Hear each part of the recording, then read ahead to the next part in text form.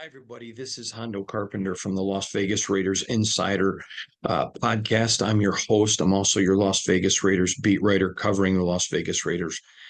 Great to visit with you today. I'm here at the Raiders headquarters.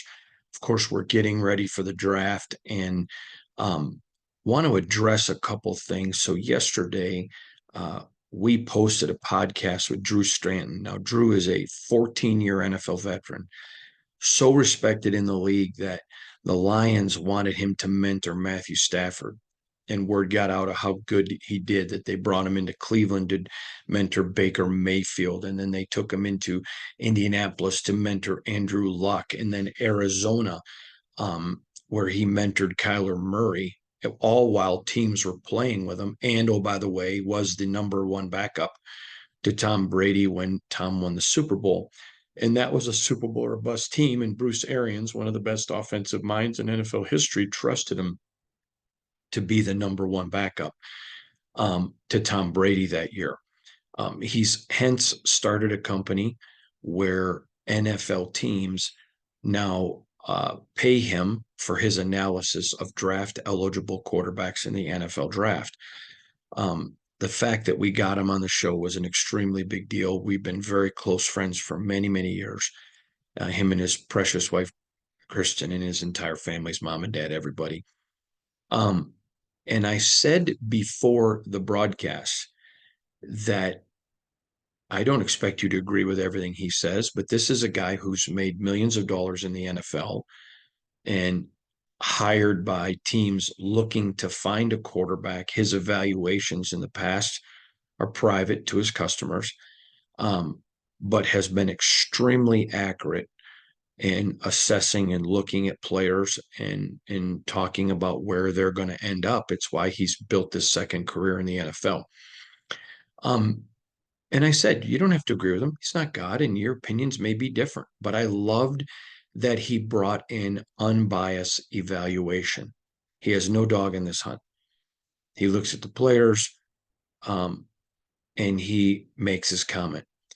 I want to address a different angle, though. I'm not going to go rehash the podcast. If you didn't see it, you should go watch it. I thought it was 57 minutes of gold. And I am going to get into a lot of Raiders today. I just want to address this super quick. Literally in a 57-minute podcast, 10 minutes after the thing's up, people are commenting, and which is fine. But, oh, this sucks. Why doesn't he evaluate Aiden O'Connell? Well, if you would have watched it, he did. He evaluated Tom Telesco. And I think sometimes, no, I don't think this. I know this. We live in a society where I only want to hear people who affirm what I believe. I think that's dangerous. And if you really want to know the truth, I think that's really stupid. You should be willing to listen to people who disagree with you. That's the problem in our country today. Oh, you disagree with me, you hate me. Or, you don't agree with me, you don't respect me. You don't have to agree with people. But I think if you're a fan that wants all the evaluation, maybe you are convinced that Bo Nix is the greatest quarterback in the world. Okay. I'm not going to say who, but I just had a conversation in the press room with a member of the media that covers the Raiders that thinks Bo Nix is going to be a great pro. Okay. Drew and the NFL teams hire him and they trust him. Doesn't even think that he would pick Bo Nix. Neither one is bad for their opinion. But I would think that you, as fans, would want some of the best analysis that you can get from people that have made a lot of money in this league, being paid by people who say, we trust your opinion. So maybe you watched it until you heard an evaluation you didn't like, so you turned it off, whatever. I really challenge you. This is where me as a reporter, I stay away from my opinion. This is where me as a reporter, you don't care what I think. I try to bring you in the evaluators and bring you in the people so you can know what they think. These are the people who are in the rooms. There's going to be people selecting quarterbacks on Thursday and Friday and Saturday who make a lot of money who've hired Drew for his opinion, who listen to his opinion. His track record is so successful that they're saying, listen, this guy's evaluation matters to me. And I would challenge you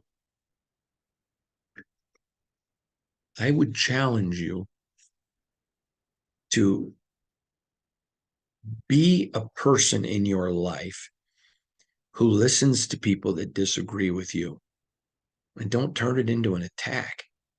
I saw several comments. I respect Drew, but I disagree with this. I have no issue with that.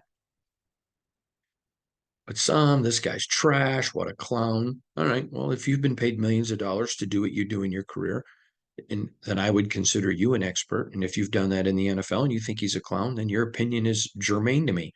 But if you haven't, it's not. I want to hear from people I disagree with. I want to get honest evaluations. And you see it in our country in every area. You see it in politics where if you're to the left, you go to one area to get your media. If you're to the right, you go to another. Well, what about just getting your media from people that give you the information and then you get to draw the analysis? That's the way smart people like to do things. So I thought it was a great show. If you didn't watch it, I really encourage you to watch it. If you watched it closed-minded, go back and watch it again. It was really good. And I'm grateful to Drew for doing that for you guys. And for me, too. I'm not going to pretend like I didn't learn. I did. I thought it was fascinating. I reach out to executives to get their opinion of Aiden O'Connell. 4 of them told me that they would pick him in the first round after what they saw last year. Nobody said they thought he was Andrew Luck, or nobody said they thought he was Peyton Manning, but that's where they would draft him. Okay. I asked Drew. He says, no, I wouldn't pick him in the first round. He's a second round guy to me. Okay. Nothing wrong with that. That's just giving evaluation. You want people who are going to bring to the table differing opinions. So then you can begin to say, okay, who do I trust? I always try that. I want to be the guy that you may not always agree with me, but I hope that you trust me as an unbiased reporter, that I'm going to try to bring you every side of the spectrum. Now, I've been telling you for weeks. I have heard a lot of consternation around the league about Bo Nix. From every team? Absolutely not. But from people that I trust who are quarterback evaluators, a ton of consternation about Bo Nix. Okay. I've even tried to find some people that I respect who are successful quarterback drafters to have them on the show or to get their opinion and to tell you. Just haven't been able to get it from people that I respect with a proven record of picking quarterbacks. So I really challenge you. Now, let's move on. Yesterday, a great program. I thought it was a great program. We not a program, but a press conference with Tom Telesco. He was fantastic. I thought it was the best that he's done since he's been here. He was extremely comfortable. I like the way Tom does things. If you've heard our Bill Polian interview or you heard Drew yesterday talking about Tom, I think you could see what Bill and Drew were talking about. So here are a couple things that I want to issue to Raider Nation today as we get closer. I mean, we're literally now 2 days away from the draft. I would challenge you. Some of you are getting very worked up over some things that you're hearing. And I have said this to you since I started covering this team 5 years ago. There are a lot of people, because Raider Nation is so big and so massive and so worldwide, who will write anything about the Raiders because Raider fan will click, click, click, click, click. And after the draft is over, I'm going to address some of these reports. And I was going to use some of your social media comments to me, but I decided not to, because I don't want anyone to think I'm calling them out, because I'm not. But there's a lot of Raiders fighting with Raiders and this and that. Stop.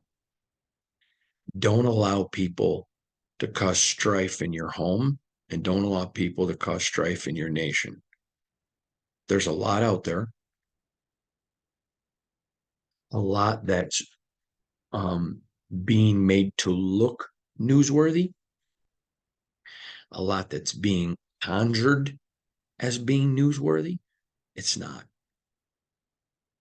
Now, I'm going to say this, and I think there's a lot of reputable uh, beat people who cover the Raiders, not just me. They do a really, really good job. And I don't have the time to monitor them. I don't. I'm too busy with what we do. But I will tell you that what I perceive is that the Raiders beat people. A lot of them have done a really good job covering this. So I would just challenge you um, to be careful about some of the information that you're allowing into your home and into your ears. And remember, don't let people bait you. I think it's going to be a great draft for the Raiders. So let's dig into a little bit about what Tom Telesco said yesterday. He talked about it's really a quest for 8 guys. They got 8 picks. And they may trade some picks. They may get some picks, but essentially they're looking for 8 guys. Now, he went back and again reiterated what I have told you a multiple amount of times that Josh Jim McDaniels and Dave Ziegler and have done a really good job of turning the Raiders scouting system into a modern day century NFL scouting department. And they did. They've done a phenomenal job. And again, he mentioned it, how good it's been and how helpful it's been in the process. Again, he mentioned Champ Kelly. These are things that if Tom Telesco didn't feel it, Tom would not have said it. He's not a BSer. He's not a liar. He's not a guy that's going to talk in the world of hyperbole. It's not how he rolls. And so I thought that was extremely, again, this is something we've been reporting to you all along. It just reiterates our reporting. Um, but you talked about last year's class. All 8 players made the team. That says a lot about last year's draft. I think that they hope for 6 to make the team and 2 to make the practice squad. And I think that's going to be interesting again to watch how all of this develops, how it all breaks out, how it all happens. It's going to be fascinating. So I really challenge you to make sure that you're checking all of this out, you're getting it, and you go back and watch that video with him, with Tom Telesco. Again, I think their goal, he didn't say this, is 6 players that make the team, 2 that make the practice squad. So if you get more than that, it's a bonus. Now, a couple of things. He left every avenue open, which is exactly what he's going to do, and so is every other general manager. But you can see people who run with it and say, Telesco, open to a trade. Well, I've been telling you that since the season ended, that he contacted every team 1 through 12. Open to one doesn't mean there is one. I think you're going to start to see things heating up a little bit. Maybe towards the end of business today, tomorrow, Thursday for sure. And then we get right into the heat of the draft. So here are 5 takeaways that I had from the Tom Telesco press conference that I think are germane to you in Raider Nation. Number 1, I asked him flat out about the Bill Polian quote, if you don't know, you know. And he totally agreed. He said at this part in the process, if you are not sure on a guy, then you know he's not my guy. I thought that was important that I got him on the record talking about that for you. Um, I think it was important to get it on the record because then it allows me to discuss it with you. Um, the Raiders aren't going to take a risk. No, could the owner come in and say, do whatever? Yep. But Tom Telesco is approaching this with, okay, we have to mitigate our risk. So whatever they do, if they go up and get Jaden Daniels, if they don't pick a quarterback to the 3rd or 4th round, whatever they do, you need to know it's what they believe in. He is very detailed. And so as the draft unfolds, you don't want your team taking a quarterback so the fans don't complain. You want them to take a quarterback wherever they take him because they believe in him, and you have such a trust in your management that you know that guy's going to work. That's important. And that's something that really stood out to me in that press conference yesterday was literally, if you don't know, you don't know. He's approaching this draft with a surety of mind. I thought that was big. Second thing that stood out to me uh, in the draft, in the pre-draft press conference, is he talked about, someone asked him about, is this a stressful time or is it a fun time? And he talked about, if you're prepared, it's fun. You saw this the last two drafts with the Raiders, where there was a level of preparedness, more so last year even than the first year. And I think there's a level of calm in this building that we've not seen in my 5 years. I've not seen. It's a level of, okay, we got our coach, we've got our GM and management, we've got our team, we're headed in this direction. To me, if you're a Raider fan, that should be one of the most calming things that you got out of this press conference. And again, if you didn't watch it, go back and watch it. We have it up for you. Is understanding the value of being prepared. There were times when the Raiders would do stuff that made no sense to anybody, and then you'd find out later it was somebody's whim. There's preparation. They've gone through the scouts. They've gone through the area scouts. They've gone through the main scouts. They've gone through the coaching staff for any, does this guy fit our system? Does this guy? So a scout finds a guy. Then it goes to an area scout. Then if they like it, they pass it up to director of college scouting. Then they pass it to Telesco. All right, let's say it's alignment. Then they're going to go to Coach Greg. Hey, what do you think? He likes it. Great. Then we go to Getzey, the offensive coordinator. What do you think? Then you go to AP. Great. What do you think? Great. Boom. Where do we put him on the board? Is that there is a level of preparedness now. It used to be, in covering the Raiders, it was like, oh my God, what is going on? Now it's, yeah, we're ready. The hay's in the barn. And so that's the next thing. Again, a surety of understanding who they want to pick was number one. This one is literally a preparedness. In the past, you maybe saw who they wanted to pick, but like with Damon Arnett, they just either didn't listen to their scouts or just ignored them. That's not the way this works anymore. He made a great point talking about Telesco, that if you are unsure, there's so many players, just put that one to a side and go find another one. And I just thought that was really good. Third thing that stood out with me, you may remember at the NFL owners meeting, Antonio Pierce told me that he sees himself as the guardian of the gate of the locker room, the culture. The Raiders are building something here that is super unique. That culture is so rare. I mean, all the players, you got almost 30 players. I was told at times it was over 30, sticking around, working out when it wasn't even, they weren't even supposed to be here. That speaks to culture. And what I found fascinating was when I asked him, I said to Telesco, AP feels like the guardian of the locker room. Do you share that sentiment? And he said, more so.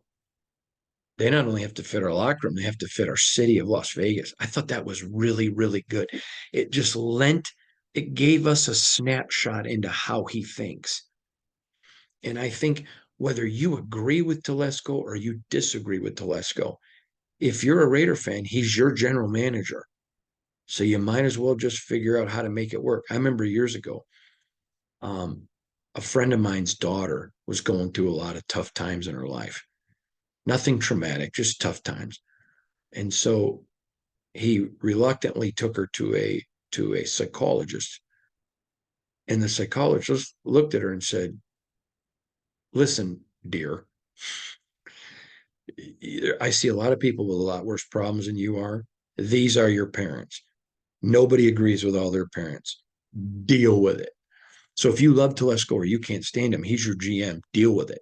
And so when he gives you those snapshots into his mind, when he gives you the snapshots into what he's thinking, I think it's very important for you as Raider fan to grasp it. Because even if you disagree with the pick, whoever the picks are, you're going to get a shot into why does he pick them?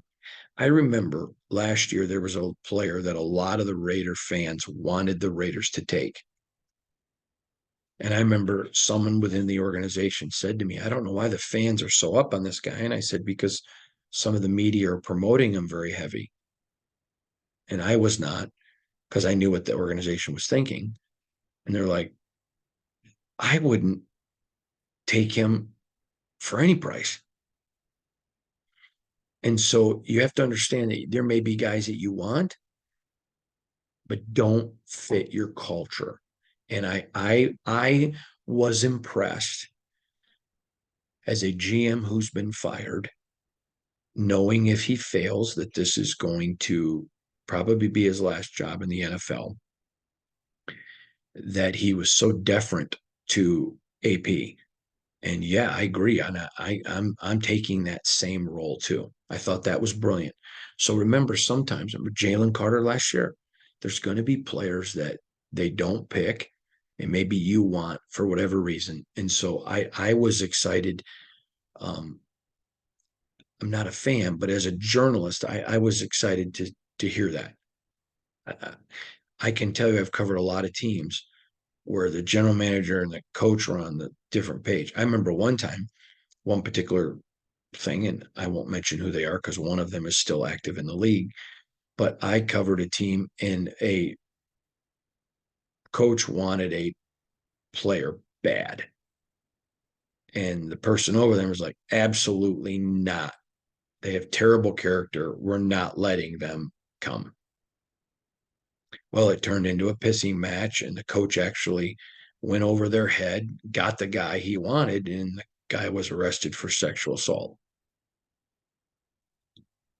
Stupid, because there wasn't that harmony. I'm telling you right now, and this should encourage you, Raiders are on one page. They're on one page. And like it or not, it's the first time I've seen it since I've been here. All right. Fourth thing that stood out to me was they have filled so many needs with free agency that they have incredible flexibility. I could see a scenario right now in my head where the Raiders trade up. I can see a scenario right now in my head where they trade back. And I can see a lot of scenarios where they stay at 13 and pick. That's great leadership. We have no idea what's going to happen when the football season starts in September. We just don't know. We don't know. But when the leadership is on the same page, and the leadership is beginning to have because of their off-season moved, created a wealth of flexibility that now allows the draft to be something that you attack, not something that you endure. I mean, let's be honest. There have been times where the Raiders were in a position. Okay, they were so desperate that they were going to get an offensive lineman. That when things kind of went the way they did, they took an Alex Leatherwood. Ugh. They have. There's no glaring need. Now you may say, we need another safety, or you may say, hey, we need another quarterback. I'm not saying that you wouldn't, that every area is full of Hall of Famers. Every area on this team can be upgraded. Everyone. But what Tom Telesco has done is given this franchise flexibility now in this draft. I could sit here today, and if I had to guess, I think the pick's going to be Talise Fuaga. Okay. Would I bet my life on it? No, because there are some scenarios and some things that could work themselves out. We'll get into more of that. If it doesn't happen after the draft, and it does, we'll get into it then. Okay, I could see an argument for Terry and Arnold. I could see an argument for Byron Murphy. I could see an argument for the young man from Penn State. I could see a quarterback. So the thing that I think that this press conference was so enlightening is the piece that they have, because now they're entering the um, draft as investors, not gamblers. So let me give you a quick example. My wife, one year at Christmas, I asked her, "What do you want me to get you for Christmas?" And she told me, and I went to the store, I walked in, bought it, and I was done shopping in 5 minutes. And after that, I never again asked her what I wanted, what she wanted. I buy her whatever she wants during the year, but why? Because I wanted the Christmas present to be from me. I wanted to go out and shop. I wanted to go out and look at a million things and make the decision. And it was more fun because I invested time. I hate it. My nieces and nephews will say to me, "Uncle Hondo, give me money at Christmas." I'm not giving you money. I want to go out and buy you gifts. I want you to know I'm investing the time in you. And what Telesco's done with his leadership is essentially created, all right, I'm going into the draft now as a buyer. I could come out with a corner, and I could come out with a offensive lineman, a quarterback, a defensive tackle. There's a lot of different places he could go. I think that creates a lot of intrigue for Raider Nation. Last thing, and this is something that I appreciated the most, and I wanted to save it for last. He talked about the depth of a draft. And so you look at a draft and say, okay, do I have to make a pick in the first round at that position? Or is there enough depth that I can address another position in the first round and come back and address this in the second? And it was, to me, wonderful insight into how Tom looks at the draft. He was telling you, listen, if I think there are 5 guys that can play, and let's just pick a position, long snapper, and they're all equally, in my opinion, the same. Well, I'm not going to go pick that guy in the first round if I know there's a good chance I'm going to have one of those 5 there in the second. And the only reason we both know they're not picking a long snapper in the first or second round. I'm using that so you don't think I'm picking on any player or sending hints. I've sent a few of those over the last few weeks, but this is not one. So what I would say to you is he talked about that. So that again tells you they're not locked into one guy. They're looking at a lot of different pieces. How do we make this team better? All right. There are some second round corners that I know that they really like a lot. There are some second round corners that I believe they can get in the second that they have first round grades on. So if they're sitting there and Terry and Arnold is available and they say, listen, we think Terrian is better than everybody. He is he's a stud. Okay.